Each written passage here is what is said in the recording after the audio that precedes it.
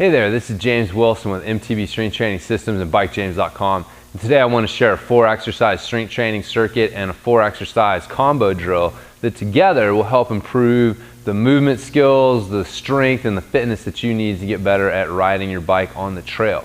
So what I'm going to do is break down each of the exercises, show you how you can get more out of each rep and avoid common mistakes that people make when starting to use these exercises. So the first one up is the dumbbell deadlift. This is the first exercise in our strength circuit.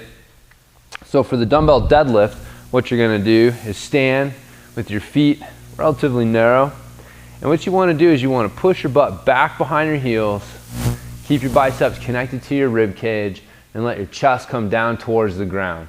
So come down, drive through the heels, stand back up. So those biceps staying connected to the ribs is real important. You don't want this to happen here where they get pulled in front of you. You want to keep them back. So you're keeping those lats engaged, and you want to let that butt come back and the chest come down. What you don't want to do is squat down, something that looks like this, where you're just dropping the butt, but your chest is staying up. You want to get the butt back, let the chest come down, keeping those dumbbells back, drive through the heels.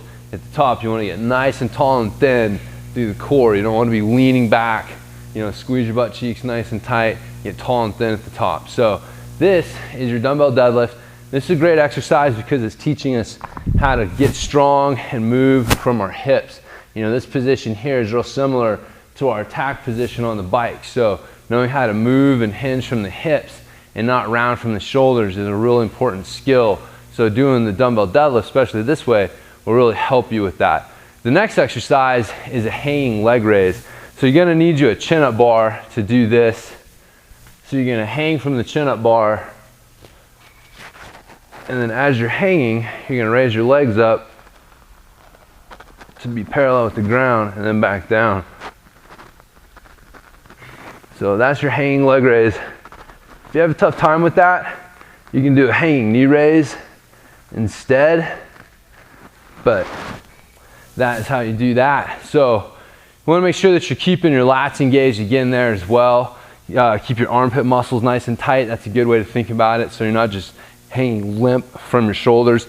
You definitely have to get the lats engaged to help get the core strong enough to be able to bring those legs up like that. So make sure you're keeping your knees locked out as well. That's something that a lot of people do wrong, is bend those knees and cheat a little bit that way. So your second exercise, or third exercise I mean, is a dumbbell shoulder press. So again, you're gonna get your dumbbells, you're gonna get them up. I like to do it from the front of the shoulders here. This is similar to the rack position that you'd use in kettlebell lifting. And then what you're gonna do is you're gonna drive them up, lock the elbows out at the top, and then pull them back down in the start position. So a couple things to keep in mind.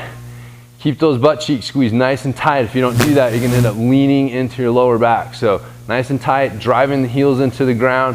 And think about driving yourself down into the ground, not reaching for the ceiling. That'll help keep your shoulders down instead of reaching up and shrugging like that. So drive yourself into the ground, lock those elbows out, pull it back down. That is your dumbbell shoulder press. And then finally, your chin up. So for a chin up, that's palms facing you, shoulder width, inside shoulder width apart. You want to hang, elbows are straight, and pull yourself up. Back down, elbows are straight. All the way back down. So again, keep those lats engaged at the bottom. Don't want to be hanging lazy on your shoulders. Shoulders don't like that there. But you do want straight elbows at the bottom. You can't just come down to a partially bent elbow and then back up. That doesn't count. So think about driving your elbows down into the ground. That's another tip that really helps. I mean, obviously your elbows aren't moving towards the ground, but that thought of driving them towards the ground just kind of seems to activate things better. So that's your 4-exercise strength circuit. You're gonna do a couple rounds of that. I recommend doing 6 to 8 reps of those exercises there, and then moving on to your combo drill. So your combo drill is 4 exercises. It's gonna be a dumbbell front squat, a push press, a reverse lunge, and a bent row. And what we're gonna do is we're gonna continue to go through, we're gonna do 5 reps of each of these exercises, and we're just gonna flow from one right into the other. So front squat, right into push press, right into reverse lunge, right into bent row. So I'll show you how that's gonna look. So for your front squat, you want them up in front of your shoulders, kind of similar to where you had them for the shoulder press. Feet shoulder width apart, toes turned slightly out. Keep your biceps connected to your rib cage. Don't let them push out away from you. You're gonna pull yourself down, bottom position, drive through the heels, nice and tall at the top. Down, back up. Show you from the side. Stand nice and tall. Don't round forward. So once you've done 5 reps, you're gonna go into a push press, which is basically like a shoulder press, but you're using your legs instead of just your arms. So you dip the legs, drive it up to the top position, back down, drive it up, back down. So again, show you from the side, dipping down, driving, back up. It's a leg exercise. Think about it that way. Then you're gonna drop the dumbbells down to the side and go into a reverse lunge. So you're gonna step back up tall, step back up tall. Show you your alternating legs. So you wanna step back, light touch of your knee on the ground, keeping your torso up. You don't wanna be bending forward and rounding as you do this. So nice and tall, 5 reps on each leg. And then finally your bent row. Start nice and tall, push those hips back, let the chest drop down. You're gonna drive those elbows back, lower it back down, drive the elbows back down. Think about driving from those elbows. Your hands follow as opposed to just pulling your hands into your chest, which usually results in something that looks like this as opposed to a good strong row from driving the elbows back.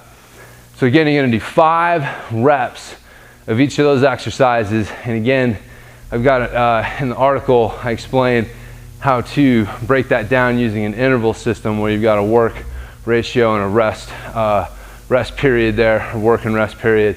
And you systematically increase the work and decrease the rest in order to improve your cardio fitness using that combo drill there. So together, those exercises cover a lot of stuff that you need to ride better on the trail. So, almost everyone's got access to some dumbbells, or if not, you can easily get some.